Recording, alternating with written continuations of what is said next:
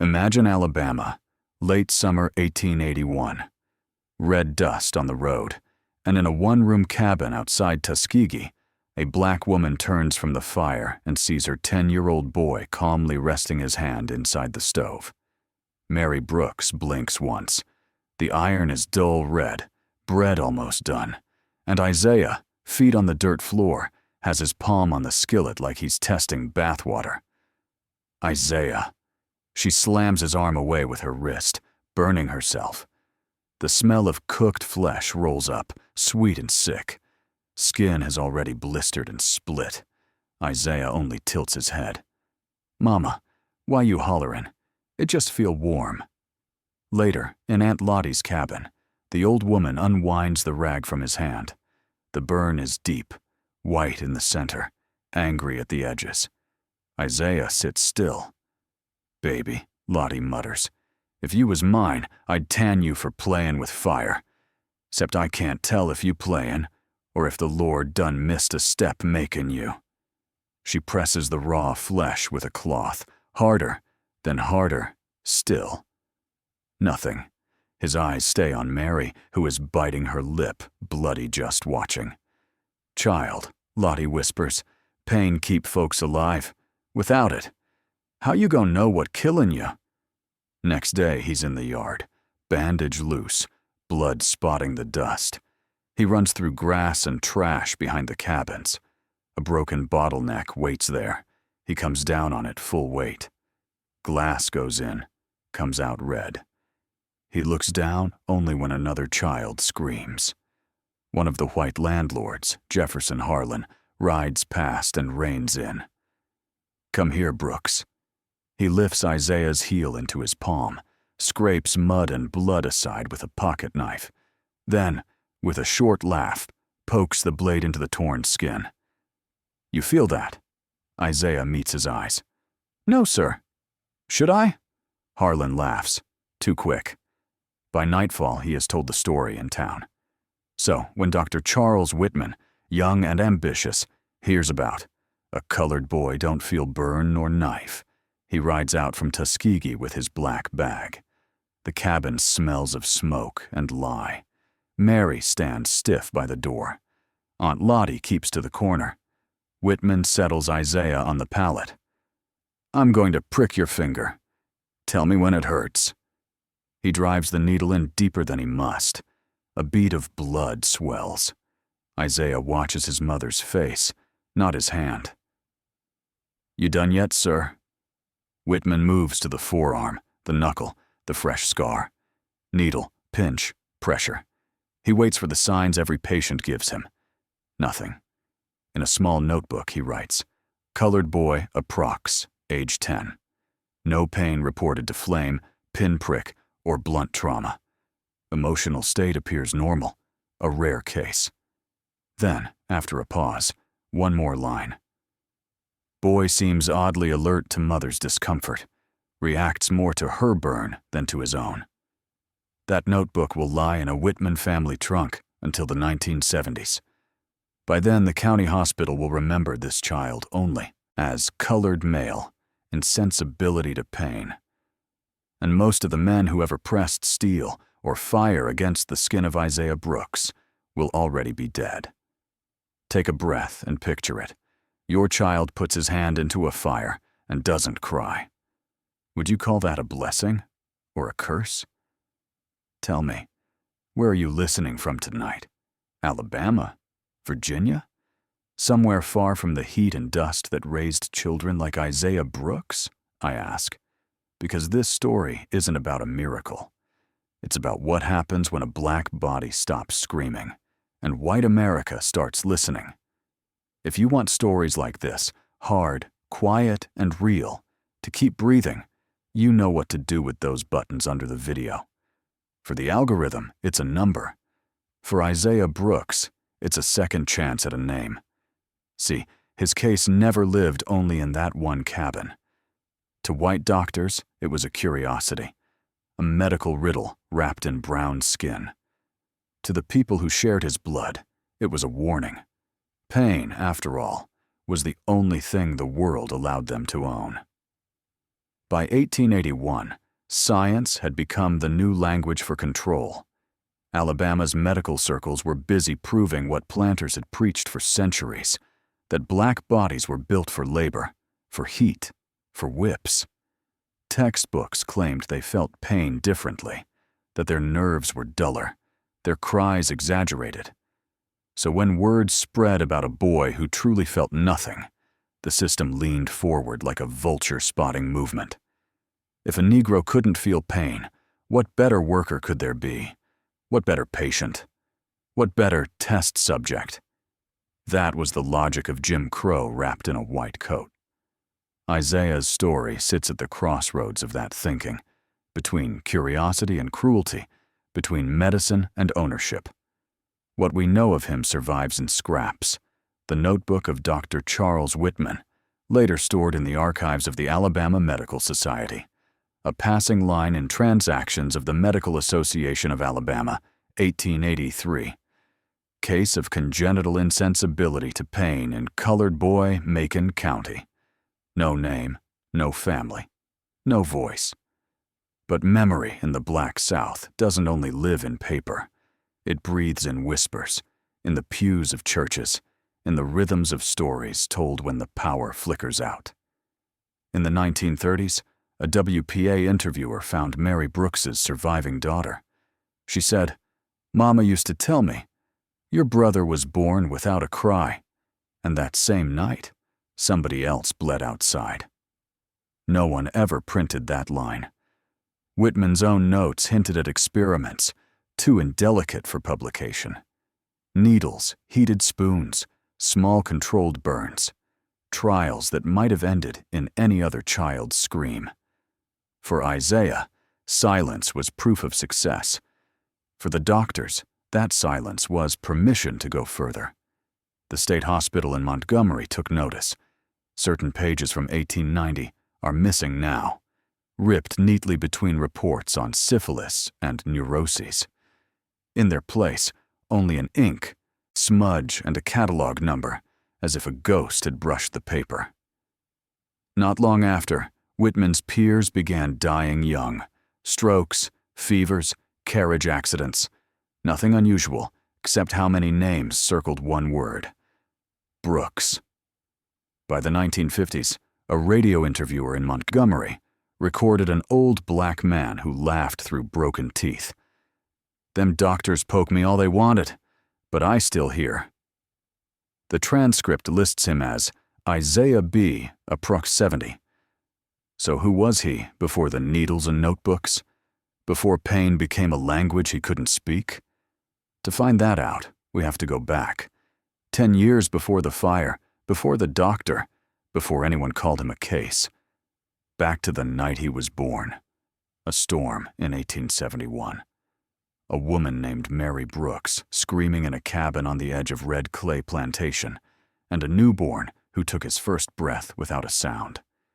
But when another man cried out in pain somewhere in the yard outside, that silent child flinched, as if the hurt had passed through the rain and found him. And that's where our trail truly begins. Red clay mud, rain on a tin roof, a single smoky lamp. That's what the world looked like the night Isaiah came. Mary Brooks lay twisted on a ticking mattress, teeth clenched, fingers digging into the rough edge of the pallet. Aunt Lottie knelt between her knees, hand steady in a body that had seen too many births to shake easily.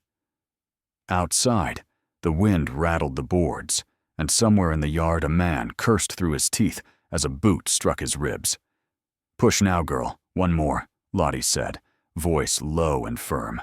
Mary bore down, a hoarse cry tearing out of her throat. Then, release. A slick weight in Lottie's hands, the sharp wet smell of blood and afterbirth. And silence. No thin wail, no first shout.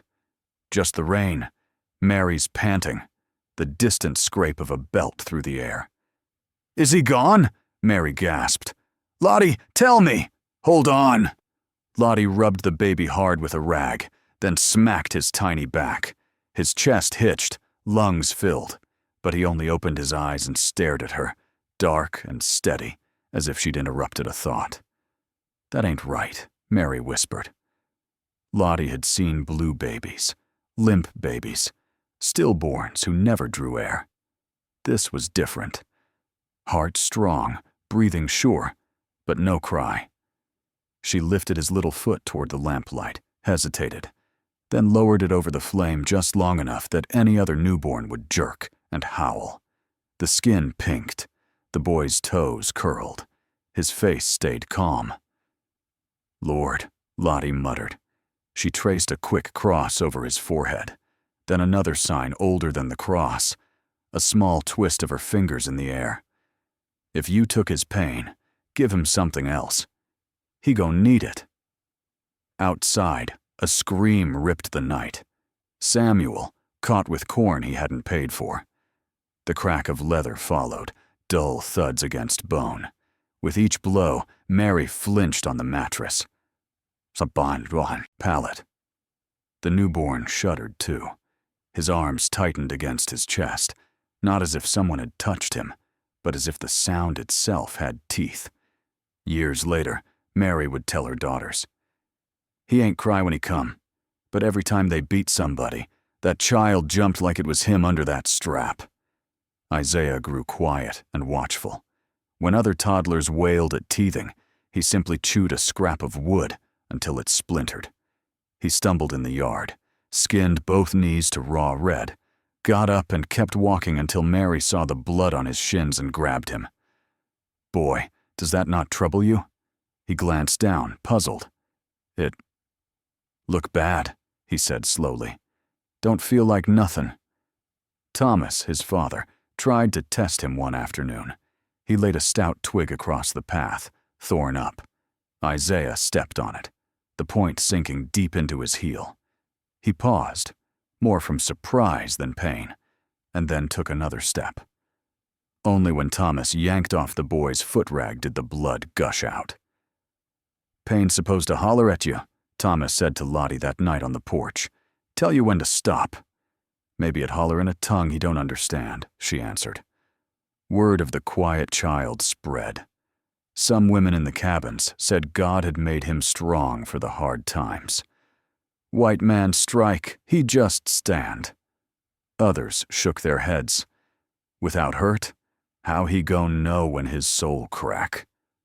Mr. Jefferson Harlan heard a different story. In his store, little Isaiah knocked a clay jug off the counter. It shattered, muddy water spreading over the floor. Harlan's nephew Eddie shoved him, and Isaiah fell against a nail jutting from a crate. It tore a line down his arm.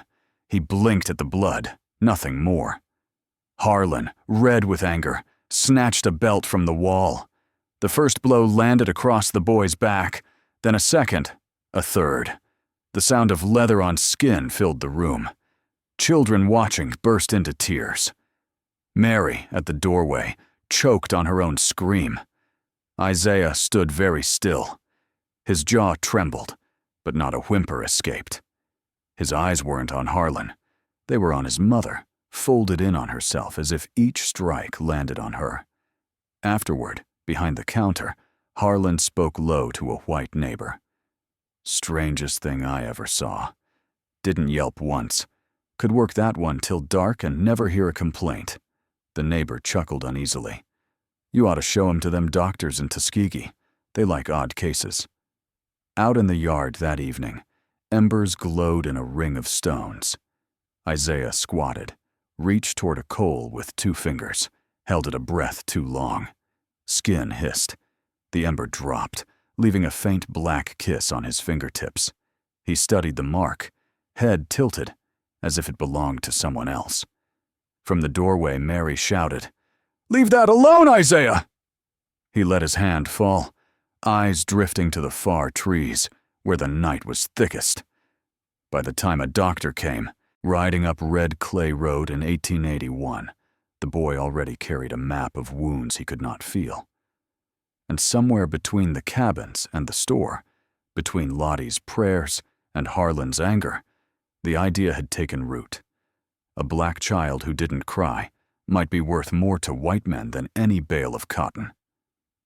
By the time Isaiah was 7, scars had already started to silver his brown skin like writing he couldn't read.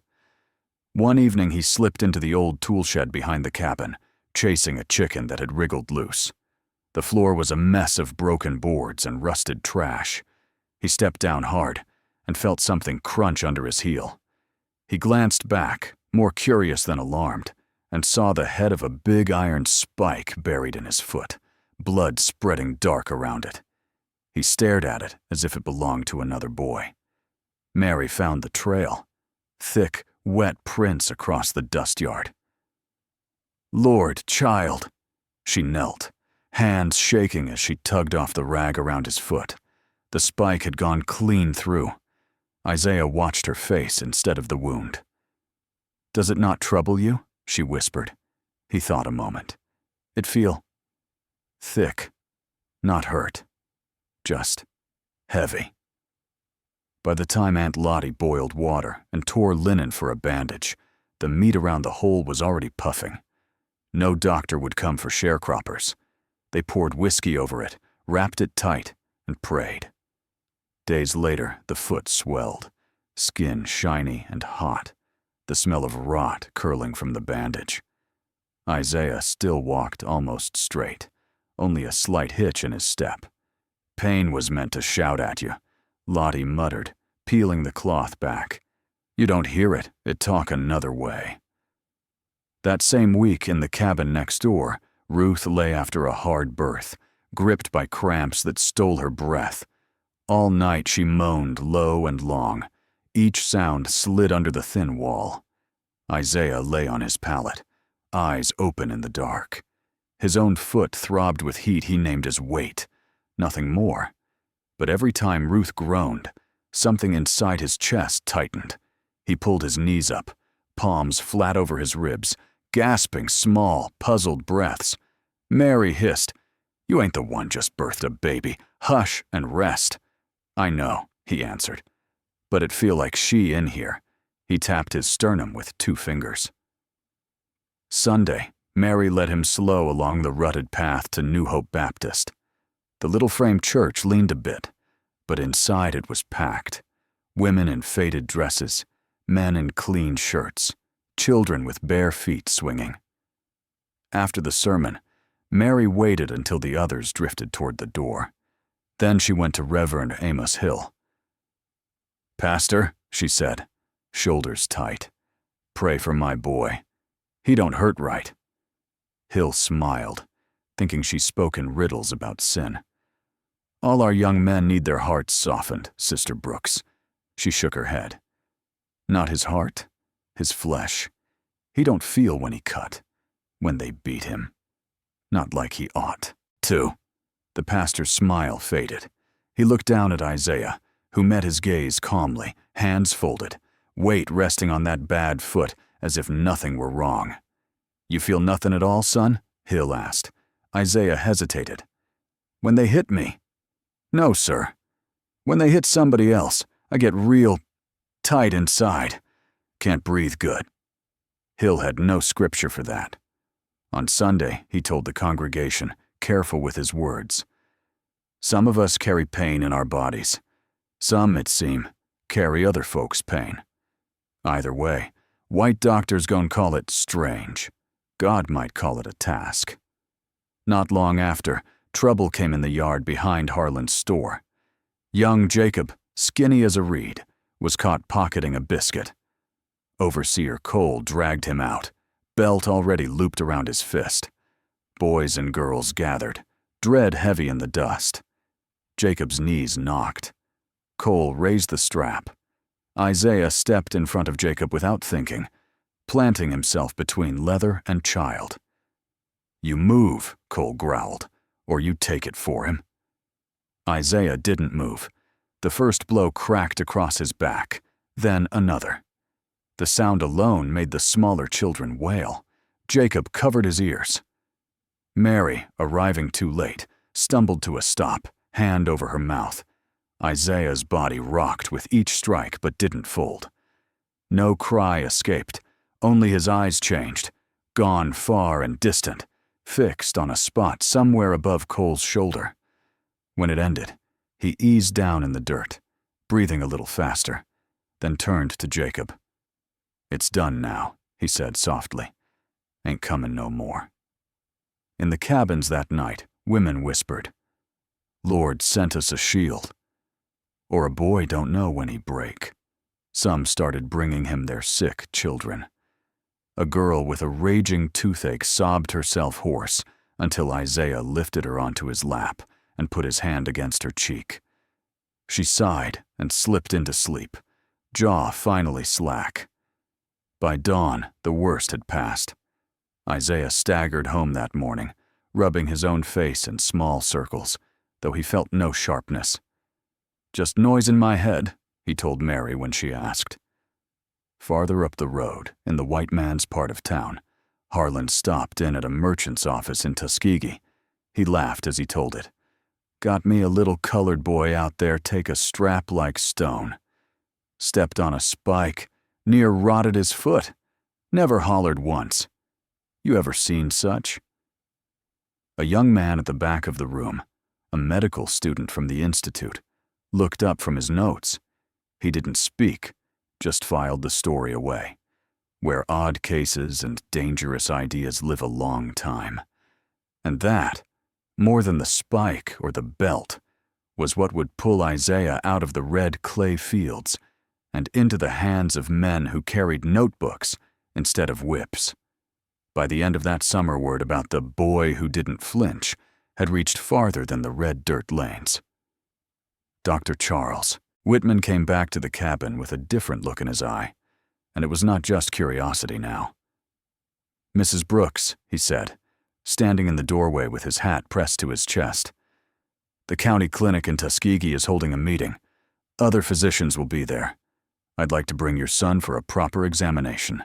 No charge to you. I'll see that he's fed." Mary's fingers tightened on the dishcloth. "How long he be gone?" "Just the day. There and back before dark." She glanced at Isaiah. He stood by the stove, hands loose at his sides, watching their mouths. "You stay with him?" she asked. Whitman hesitated, then nodded. "I'll not leave him alone." That was how Isaiah saw Tuskegee the first time, from the hard bench of a wagon, fields giving way to houses, then to the low brick buildings of the institute rising on the hill. He watched black men in coats carrying books, black women in aprons pushing brooms, and for a moment, something like hope flickered. Then the wagon turned away, toward the white part of town. The county clinic was a squat, whitewashed building that smelled of carbolic and sweat. Whitman guided him inside, past a row of black patients on a bench, up a narrow stair to a room with a long table and 4 men in shirt sleeves. "This is the boy I wrote you about," Whitman said. They circled Isaiah, speaking over him, not to him. "Stand here, lad," one ordered. They pricked his arms, his neck, his cheek with sewing needles. He watched the little red beads swell and slide. "Tell us when it hurts," another said. "It press," Isaiah answered, like somebody tapping from far off. One of the men, tall, with a stiff beard, introduced as Dr. Lemon, went to the stove in the corner, set a spoon on the iron eye, waited until it glowed faintly, then brought it back with a cloth wrapped around the handle. "Hold out your wrist," he said. Whitman shifted. "Is that necessary?" "You did not bring him all this way for pinpricks," Lemon replied. The metal kissed Isaiah's skin. The scent of burning flesh rose sharp and sickening. He did not pull back. His face changed only when he heard, from the hallway below, Mary's voice raised in anxious talk with a nurse. "She waitin'?" he murmured. Lemon pulled the spoon away, frowning at the blister already rising. "Nothing?" "It hot," Isaiah said. "That all." They wrote, whispered, argued. Some defect in the nerves. Or proof what we have long observed, that the Negro Constitution is less delicate. Whitman's jaw clenched at that, but he set it down in his notes all the same. News of the examination slipped through town faster than the wagon could carry him home. A white minister from Tuskegee, Reverend Jonathan Clay, appeared at the clinic before they left. "May I speak with the boy?" he asked, Bible under his arm. In a side room, he sat opposite Isaiah, hands folded just so. "Son, do you hear spirits? The devil? Anything telling you not to feel what other folks feel?" Isaiah thought of Ruth's cries in the night, of Jacob hiding behind him, of Henry in the next bed at the hospital who would come later. "I hear folks hurtin'," he said quietly. "Sometimes in my chest. Ain't the devil. Just people." Clay's face tightened. In his notebook that evening he wrote, "Claims to carry pains not his own. Maybe delusion. Maybe darker influence." Back at New Hope, Reverend Amos Hill heard a different version. He stood at the small pulpit the next Sunday and looked over the worn faces. "Some of y'all heard they took our boy into town," he said. "White doctors poking him, burning him, calling it study. They say science. Remember, saints, these are the same folk who measured our heads with calipers and called it truth." Quiet murmurs, heads bowed, eyes hard. "If they can't feel our sorrow, they'll call us numb," he went on. "Or worse, they'll look for ways to turn that numbness into work. Let me step out of that little church for a second and talk straight to you, listening now. Picture your own child being hauled into a room of strangers with notebooks, not because he's sick, not because he asked for help, but because his hurt looks interesting. Would you sign that paper? Would you say yes, hoping it might ease someone else's suffering someday, or slam the door and keep him home, whatever it cost?" After the examination, while Mary waited outside, the doctors conferred in the hallway. Lemon leaned against the wall, fingers stained with ink. "The state hospital in Montgomery has better apparatus," he said. "Water baths, galvanic coils. We could learn a good deal there." Whitman's gaze slipped toward the door where Isaiah sat alone. "He is not a specimen, Horace. He is a child." Lemon shrugged. "A child whose condition could advance knowledge. We aren't barbarians. He'll be clothed, fed, perhaps compensated." Compensation in that world meant less credit at Harlan's store, not a future. Whitman did not answer then, but that night, at his small desk by lamplight, he took out good paper and began. To the Superintendent, Alabama State Hospital, Montgomery. "Sir, I wish to submit for your observation an unusual case, that of a colored boy residing in Macon County, who appears largely insensible to painful stimuli." His pen scratched on, listing burns, cuts, lashes endured without complaint. Mary, come to ask about ointment for the burn, paused outside when she heard the word hospital. She stood in the dark hall, bare feet on cool boards, listening to phrases that tasted of another lifetime. Temporary admission. No danger. Cooperation of the family. She pressed her palm against the wall to steady herself. Hospital.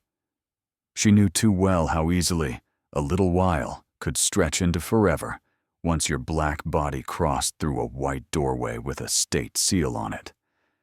The letter dried, the envelope was sealed, and somewhere between Tuskegee and Montgomery, a boy who did not feel his own pain had just been turned into a case number in a file he would never read. They put Isaiah on the wagon just after sunrise. Mary had argued till her voice broke. Harlan only tapped the ledger with one thick finger. "You sign this, Ms. Brooks, and part of what you owe me disappears. Boy goes up to Montgomery couple weeks. Doctors prod him a bit. He come back. You don't sign. Well, debt got to be settled some other way." Other way. She remembered exactly what that meant before the war. She signed. On the ride, Isaiah watched the pines slide past, trunks dark with sap. Mary walked behind the wagon a little way, then stopped when the road curved. He saw her raise both hands in that old sign Aunt Lottie used to make, half cross, half something older. "Don't let 'em take your soul, child," she called. He could not tell if she meant the doctors or the state. Alabama State Hospital sat on a rise outside Montgomery, red brick and white columns like a courthouse. Up close it smelled of lye, mildew, and something metallic under it all. They put him in a narrow bed in a clean ward, alone. Next door, through the thin wall, a man groaned. A burned worker from a mill, they said. His moans came in waves, filling the night. Isaiah lay still, covers to his chin, and every time the man cried out, his own chest clenched, breath catching, though nobody had laid a hand on him. "You sure you not hurt?" a nurse asked, white cap tilted, voice wary. "I hurt where he do," Isaiah answered. "Right there." He touched his own ribs. She frowned, wrote something on a chart. Imaginings. The doctors came like men on market day. Lemon was there, older, jowls heavier. With him, Dr. Flint, Dr. Warren. They talked while they circled the bed. Temperature threshold. Deep pressure response. Introduce galvanic current. They pressed metal against his skin, hot, and then hotter, watching for a flinch. They drove needles into muscle, into scar, into fresh flesh. They strapped damp pads to his forearms, turned a crank.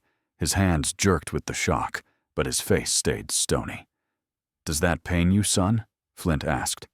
"It shake me," Isaiah said, "like thunder inside. But it don't burn." They filled pages. At night, when the groaning next door rose to a scream, Isaiah's nose began to bleed. He wiped it on the sheet, embarrassed. "See?" Lemon said. "Hysterical reaction. Negroes are suggestible." One afternoon, Whitman appeared at the foot of the bed, hat in hand.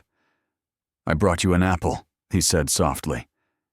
Isaiah turned it in, his fingers, green skin catching the light.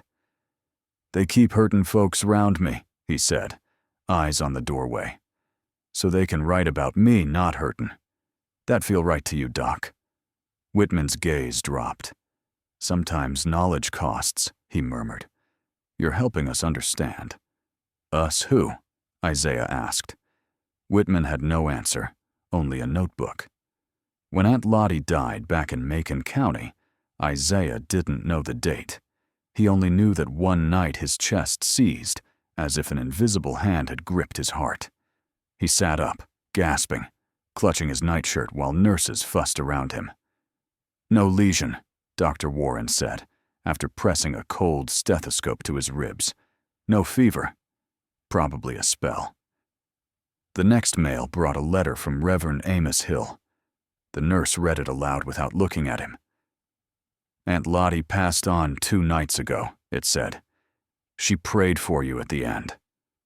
Isaiah lay back, staring at the ceiling, and thought of that crushing weight in his chest.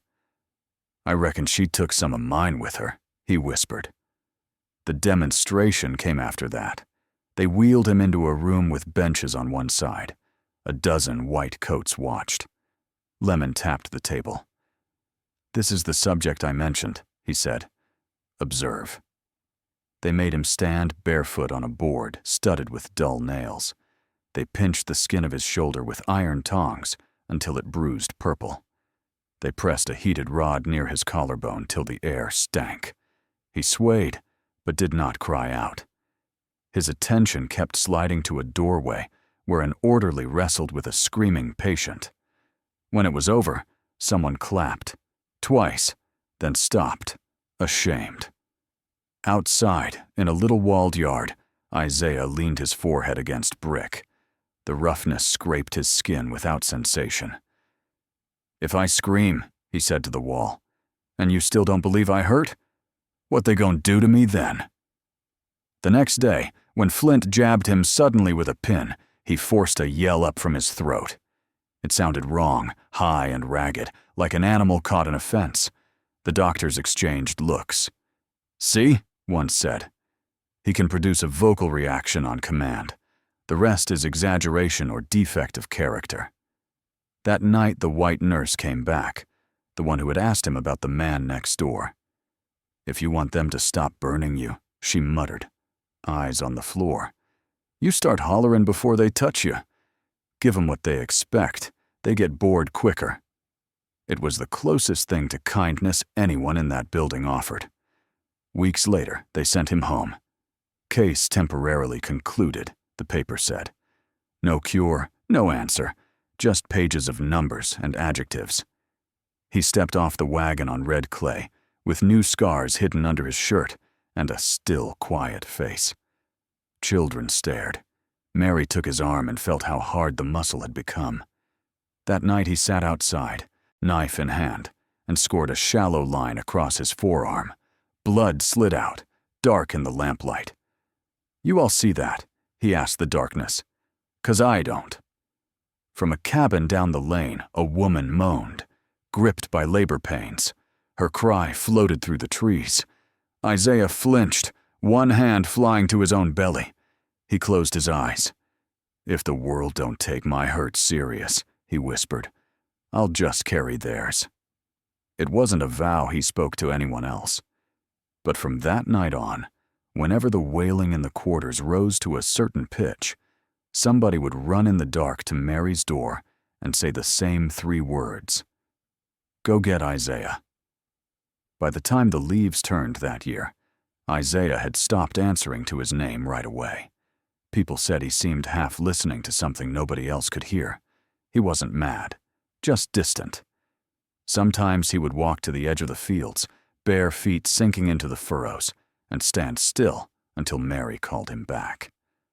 Other times, children would find him kneeling by someone who was hurting. A woman in childbirth, a man doubled over from fever, even an animal dying in the ditch. His hands hovering inches above them, eyes wide open and blank. "Don't touch me, boy," one man snapped once, scared. "You gon' take what I got." Isaiah had no answer for that. Maybe it was true. When word spread that his cousin Ruth's baby was burning up with fever, Mary tried to keep him inside. "You done enough for these folks," she said. "Let a doctor do his work." But Ruth's cabin was less than a mile away, and he could hear the child's thin cries through the trees like they were coming from his own ribs. By the time he reached her, the baby had gone quiet, skin slick with sweat. Ruth sat rocking, eyes glazed. "Give him here," Isaiah said. His voice sounded wrong even to him, hollow and far off. Ruth hesitated, then handed over the tiny bundle. Isaiah laid the child across his knees, pressed his palms against its back, and closed his eyes. No fire. No lightning. Just stillness. After a moment, he doubled over with a gasp so sharp Ruth thought he'd been shot. His shoulders jerked once, twice, then he went limp. The baby in his lap began to cry, soft, real, alive. Ruth screamed for help. Isaiah's pulse fluttered under her fingers, weak but steady. He slept through the night, and when he woke, his first words were, "She can have the fever back now." From then on, the quarters spoke of him differently. Not just the boy who couldn't feel pain, but the boy who could carry it. Some came at night, quiet as thieves. A mother with toothache, a man whose bones ached after a whipping. They'd sit close to Isaiah, tell him what hurt, and watch his body shiver like the ache was crossing over. Mary forbade it. "You ain't a conjure man," she told him. "You ain't no healer. You just lettin' white folks, ghosts chew on you." But the stories didn't stop. Once, a white farmer from 2 towns over came with his hat in his hands. His daughter had fallen from a mule and hadn't spoken since. "I'll pay," he said. "Just let him try." Mary stepped between them. "My son don't hire out for magic." The man left red-faced. That night, 3 stones hit their cabin roof. Isaiah said nothing. He was learning that silence carried farther than shouting. When the next baby died in the quarters, They buried it behind the church. Isaiah stood off to the side, head bowed. A storm was building, thunder crawling along the horizon. Aunt Lottie's old prayer, long after she was gone, rolled through his mind. If you took his pain, give him something else. He touched the little mound of dirt and whispered, "You can rest now. I'll keep it for you." The next morning he woke with his chest tight, breath short, like a grown man's grief living inside a boy's lungs. By 1883, Whitman came riding down again, this time without letters or companions. He looked older, thinner. "Isaiah," he said, "there are men in Birmingham who would like to study you properly, help you understand yourself. It's a chance, son. Real science." Isaiah looked at him a long time. "You want to see if I still don't feel?" Whitman blinked. "I want to know how." "I don't," Isaiah said. "Not anymore. I just feel too much that ain't mine." Whitman started to speak, then stopped. "They'll come anyway, you know, with or without me." Isaiah smiled faintly. "Then I best keep walking." He left that night with nothing but a small knife and a strip of bread Mary had wrapped in cloth. Folks said he took the back road toward the river, where the pine forest thickened and the land went quiet except for the cicadas. By dawn, the prints of his bare feet had filled with rain. For weeks after, people still swore they saw him now and then at the edge of the fields, thin, barefoot, eyes turned toward some pain that wasn't yet spoken. And when the wind blew just right, the moan of the pine trees carried a rhythm that sounded almost like a heartbeat. Not his, maybe, but someone's. For almost 2 years, Isaiah lived like a shadow on the edges of Macon County. He hired himself out at harvest, slept where he could, kept his head low. Folks said he was trying to outrun white coats and state paper. The trouble with paper is, it travels faster than a man on foot. In the spring of 1893, a deputy rode into Red Clay with a folded document bearing the seal of Alabama. He read it aloud in the yard so everyone could hear. "Isaiah Brooks is requested to present himself in Montgomery for participation in a medical inquiry beneficial to the citizens of this state." Requested. Every grown person listening knew what that meant. Mr. Harlan stood with his arms folded, pleased to sound cooperative.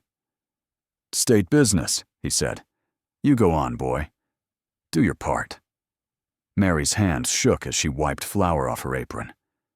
"He done his part," she whispered. Nobody with authority was listening. That night the quarters argued. "Maybe they find something that helps us," one man said. "Women dying in childbirth, children burning with fever. If they can learn to ease that," a woman cut him off. "They ain't trying to ease our hurt. They trying to see how much we can take." Reverend Amos Hill sat quiet until they turned to him. "Paper got more power than my sermon right now," he said finally. "If he runs, they call him a criminal. If he goes, we pray they don't break him." Isaiah listened from the doorway. "They already know I don't break," he said softly. "That's what scares me." He went. Not because he trusted them, but because he understood how fast trouble spreads from one black body to the next. The hospital in Montgomery had added a new brick wing since his last stay.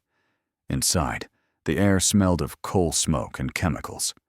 Men in stiff collars shook his hand, like he was both guest and specimen. One of them, with a military mustache and polished boots, introduced himself as Captain Horace Beecham. "I oversee labor at the state camps," Beecham said. "Prisoners in the mines, on the farms. Hard work, you understand. Men break. Costs the state money." He looked Isaiah over, as if he were a piece of equipment. "We hear tell you don't. Mind injury the way others do. If we understood why, perhaps we could keep more men on their feet." Isaiah thought of shackles he'd seen on chain gangs along the road, men marching with iron around their ankles. "Maybe they don't need more time on their feet," he replied. Beecham smiled without humor. That's not your concern, son. Tests followed. Cold water, hot metal, needles, a contraption that sent a weak electric sting up his arm. In the next ward, convicts groaned in their bunks, ribs wrapped in dirty bandages. Whenever one cried out, Isaiah's hand would twitch, or his jaw would lock, though his own skin stayed calm. You sure you ain't in discomfort? A white nurse asked, wiping his forehead after a long session. I'm sure you ain't listening, he said. One evening, Dr. Carter appeared at the doorway, older now, shoulders bent under years of compromise. He dismissed the nurse and sat on the edge of the bed. I'm sorry, he said. No preamble. I thought back then, if they studied you right, maybe they'd treat us all better. Instead, he gestured toward the barred windows. Isaiah watched the bars cast shadows on the floor. They don't want to cure hurt, he answered. They want to own it. Here, I want to pause you for a second. Imagine a government that has already leased out black prisoners, like tools, now dreaming about turning down their pain like a lamp. If you were Isaiah's kin, would you tell him to go along, hoping something good might come, or to disappear and leave the rest to face the state alone? Let me know in the comments where you're listening from, and what your people would have done. The last day of that session, they staged a demonstration for visiting officials. Captain Beecham stood by the window, explaining charts about tolerance and efficiency. He didn't finish. In the middle of a sentence, he grabbed his head with both hands, face twisting, knees buckling as if an invisible hammer had struck him. Get him to a cot, someone shouted. Beecham collapsed onto the tiles, gasping. The sounds he made were raw, torn straight from his throat. For the first time, Isaiah saw that man's body admit suffering. As they carried Beecham away, Isaiah noticed his own palms trembling so hard he had to tuck them under his thighs. His chest was tight, breath ragged, though no one had touched him. Within days, word spread. Stroke, sudden and brutal. Captain Beecham dead before 50. Among the black orderlies, whispers started. He thought pain was something he could measure, one said. Seems like it'd come back all at once. No one wrote that in the medical minutes. What they did write, weeks later, was a short instruction in a clerk's precise hand. Discontinue public exhibitions involving subject Brooks. Excessive talk among colored wards. Isaiah read that line upside down as a file passed across a desk. It told him everything he needed to know.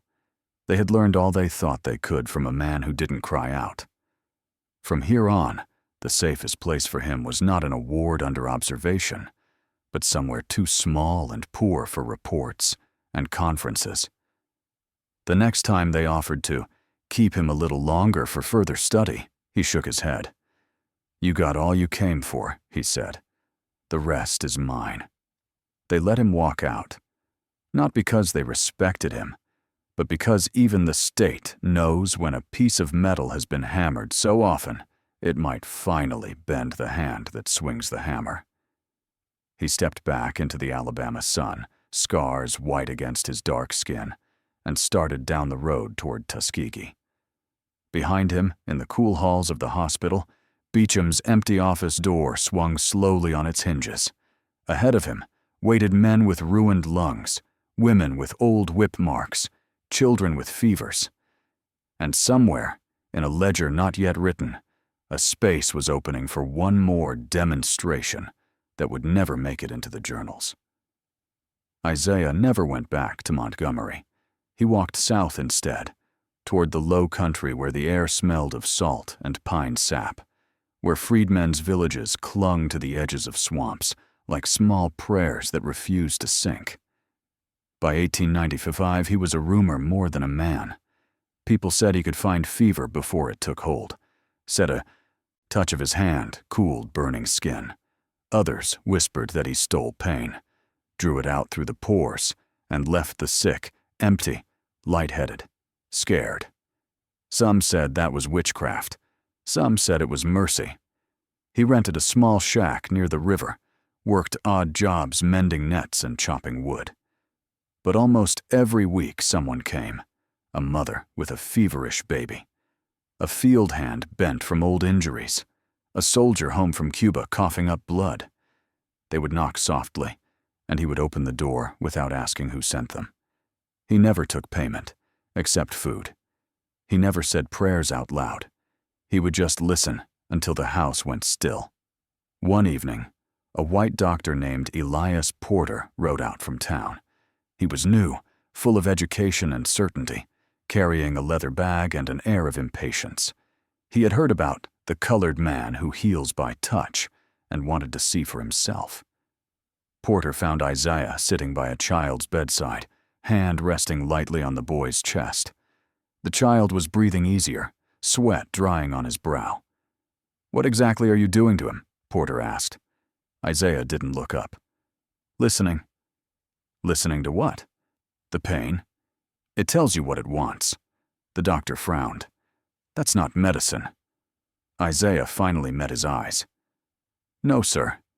It's what comes before medicine." Porter wrote later in a letter to a colleague. The subject exhibits a kind of trance empathy, reporting physical reactions corresponding to patients' ailments. "I observed perspiration, trembling, and rapid pulse during the treatment of a malarial child. While I attribute this to imagination or nervous mimicry, it merits further observation." He never came back. The next year his body was found in the river, pockets heavy with stones. The sheriff called it suicide. The freedmen said the river had simply claimed another man who tried to weigh truth down. After that, Isaiah stopped seeing visitors for a while. He fished alone, patched roofs, spoke little. But the pain didn't stop coming. It arrived without footsteps, waves of it in his chest, aches in his spine that belonged to someone miles away. He knew when babies were born, when men died in the fields, when a storm rolled through and a widow cried into her apron. He started keeping a journal, crude notes on scraps of paper. Thursday, sharp in the ribs, maybe Jacob's old wound. Sunday, heat behind eyes, might be cholera upriver. Tuesday, nothing. Peace. Thank you. He hid those notes under the floorboards. Let's pause for a second, you and me. If you had a gift that could ease someone's suffering, but each time it drained you hollow, how many people would you help before you stopped? Tell me honestly in the comments, how far would you go? Because that's the question Isaiah faced every single day. And if you want stories like his to reach people who never open a history book, you know what to do. Subscribe, share, push the story forward. Every click keeps these ghosts visible. One August night, the heat so thick it shimmered, Isaiah woke gasping. Pain flared behind his ribs, sharp, unfamiliar. He stumbled outside, barefoot in the sand. Down by the river, lanterns glowed in a distant shack. He followed them. Inside, he found a young woman lying still on a cot, a midwife sobbing at her side. "Breech birth," she stammered. "Baby stuck. She fading." Isaiah knelt. He touched the woman's hand. Her pulse fluttered, faint as a moth wing. He shut his eyes. For a long minute. Nothing. Then his body arched, breath catching. The midwife watched, frozen as his skin went pale, and sweat rolled down his neck. A cry split the air, not the mother's, but a baby's, thin and perfect. When she turned back, the woman on the cot was breathing. Isaiah was on the floor, eyes open but seeing nothing. They buried him the next morning under a pecan tree.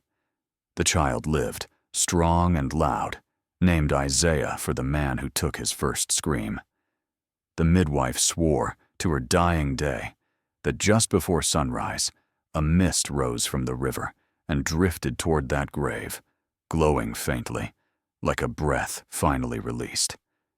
And if you drive through Macon County now, when the air is wet and the crickets sing, Locals will still point to that tree and say, "That's where the man who felt too much finally rested."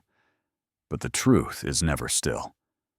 A century later, his name will surface again, in a medical article on inherited pain disorders, in the DNA of a distant descendant who volunteers for a study. And the question that haunted Isaiah Brooks, how much pain can one body hold before it breaks, will start all over again. They said the papers were lost in a fire. That's how such things always vanish. First in smoke, then in silence. The year was 1901, and the Tuskegee Institute Library caught flame one summer night. No one died, but when the embers cooled, a whole room of colored medical experiments was gone. Dr. Elias Porter's letters, Isaiah's notes, reports from Montgomery Hospital, all gone to ash. The newspapers called it an accident. Folks who had lived long enough called it cleansing. But not everything burns. Some things hide. A custodian named Henry Clay, who swept the hospital halls in Montgomery, told his grandson years later that he'd found a scrap of paper near the incinerator the next morning.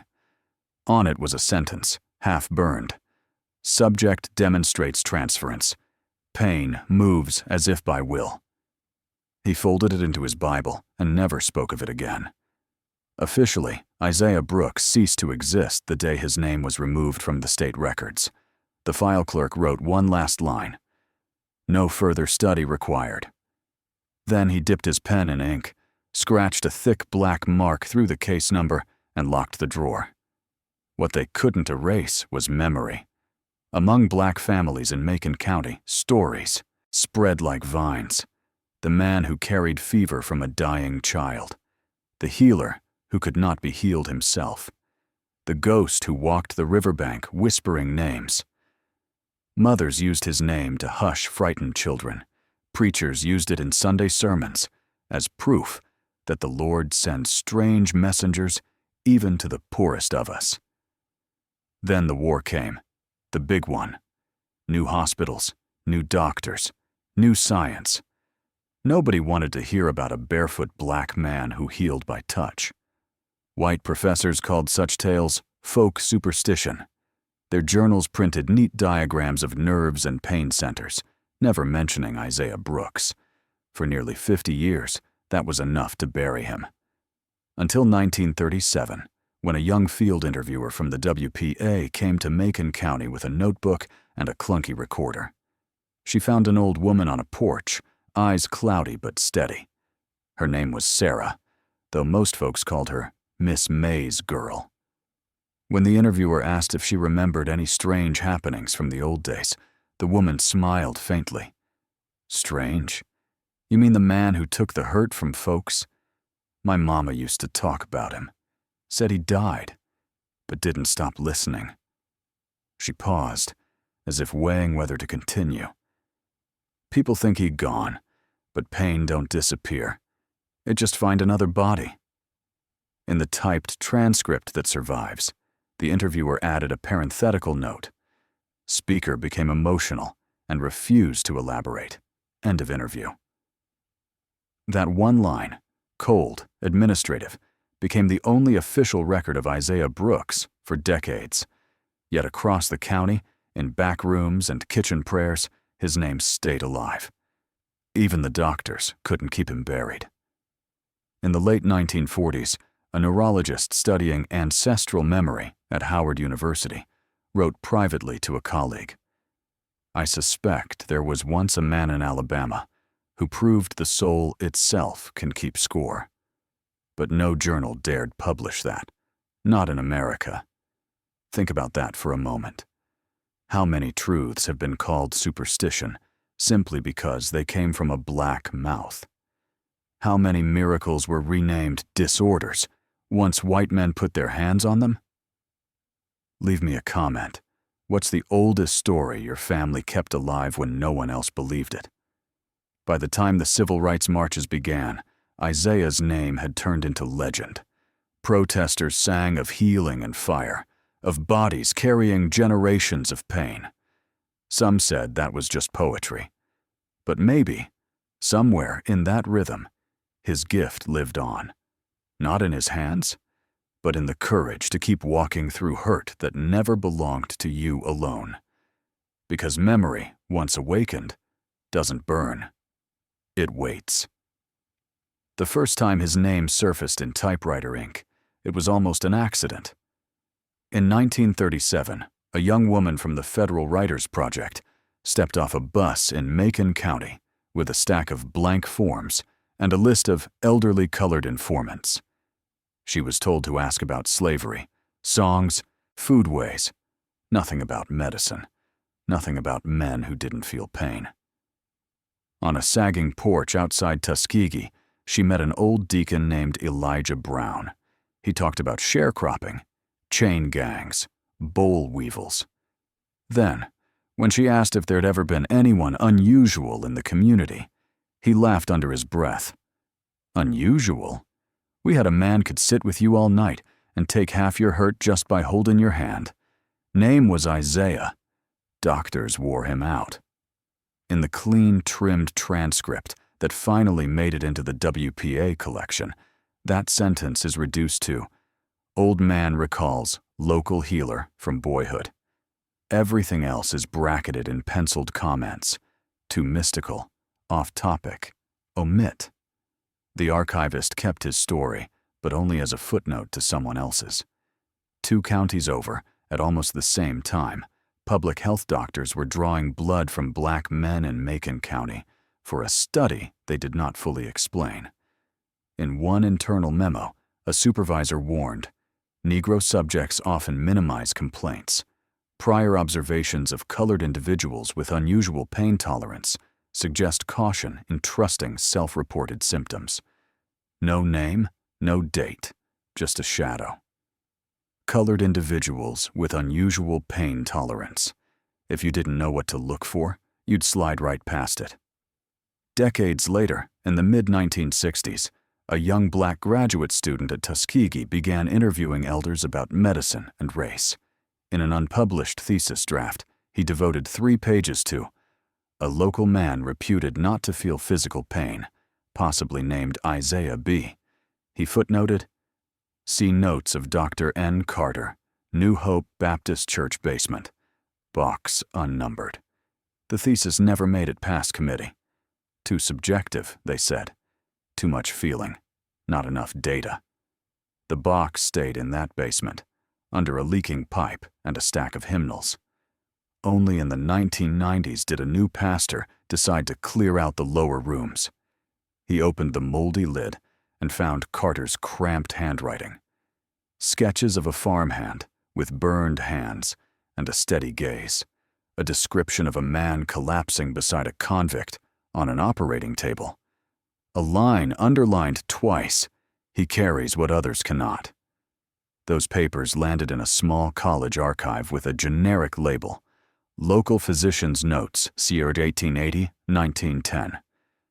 No one connected them to the WPA fragment or to that stray memo about unusual pain tolerance until a young researcher sat down at a microfilm reader a few years ago and started following the names. Brooks, Macon County. Does not react to noxious stimuli. Sat with the dying. Outlived the doctors.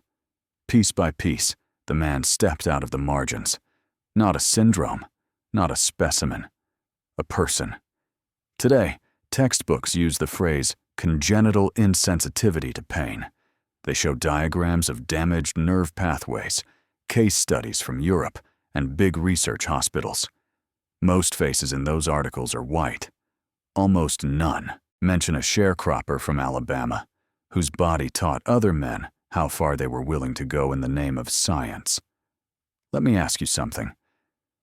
In your family, is there a name that only comes up after the second cup of coffee, when people stop watching their words?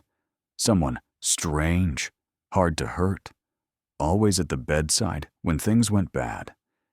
If you're comfortable, you can write about them in the comments. That's how stories like Isaiah's travel now. Not in locked drawers, but from voice to voice. Because for more than a century, the official record tried to keep him as a half sentence, a rumor a scribble in the margin. And yet, here we are, saying his name out loud. The archive is quiet now. Fluorescent light hums, dust drifts in the beam, and a graduate student scrolls through a digitized page labeled Carter, N, Unfiled Case Notes, Ciudad, 1890. On the screen, brown ink, cramped letters, edges eaten by mold. One line catches her eye. Patient, Isaiah Brooks, colored male, 20s. Absence of pain perception persists. Demonstrates strong emotional response to external suffering. That's all. Just another specimen report. Yet, as she reads, her skin prickles, and she has no idea why. She keeps scrolling. Next entry. Patient discharged without treatment. Outcome unknown. Unknown. 2 days later, in a lab across campus, she pricks her finger on a glass slide. The blood wells up slowly. It doesn't sting. She frowns, presses harder, waits. Nothing. Just numb from the cold, she tells herself. But that night, she dreams of a man standing at the edge of a river, face hidden by mist. When she wakes, her pillow is damp with tears she can't explain. That's how stories survive. Not in the ink, but in the body. If you've been listening through this whole series, you already know this isn't just a ghost story. It's a record of what happens when science mistakes empathy for illness, when a man who could feel everyone's pain is remembered as someone who felt nothing at all. Every system needs its opposite. For every doctor measuring nerves, there's someone whose heartbeat keeps time with the wounded. For every page that burns, there's a voice that whispers the missing name. Maybe you're hearing this because you were meant to. Maybe Isaiah's line kept moving, cell by cell, story by story, until it reached you. Maybe that's why your own chest tightens when someone cries across the room. Why you wake some nights, certain that somewhere, unseen, someone's hurting, and you can almost feel it. Or maybe it's simpler. Maybe memory itself is contagious. In 2025, a team of neurologists publishes a paper about a rare hereditary mutation among descendants of Macon County freed people. The condition dulls physical pain, but amplifies emotional sensitivity. In one interview, a participant says, laughing softly, "My grandma used to say we got too much heart for one lifetime." The article never mentions Isaiah Brooks. Academic tone forbids ghosts. But one of the authors, the same student from the archive, slips a dedication into her slides at the medical conference. For the man who carried what others could not. The audience claps politely, unaware of the name behind the words. And now, if you've made it this far, I want to ask you something simple. When the episode ends, when the screen goes dark and the algorithms move on, what will you remember? The science? The cruelty? The miracle? Or just a boy standing barefoot in red clay, listening for cries that were never his to bear? If any part of you believes stories like this deserve light, if you believe history is not finished with us yet, share it. Speak it. Say his name out loud, even if you're alone. Because as long as someone says Isaiah Brooks, he is still walking that Alabama road, the dirt warm beneath his feet, listening for the sound of hurt so he can shoulder a little of it. And maybe, if we listen closely enough, we can help him carry it the rest of the way home.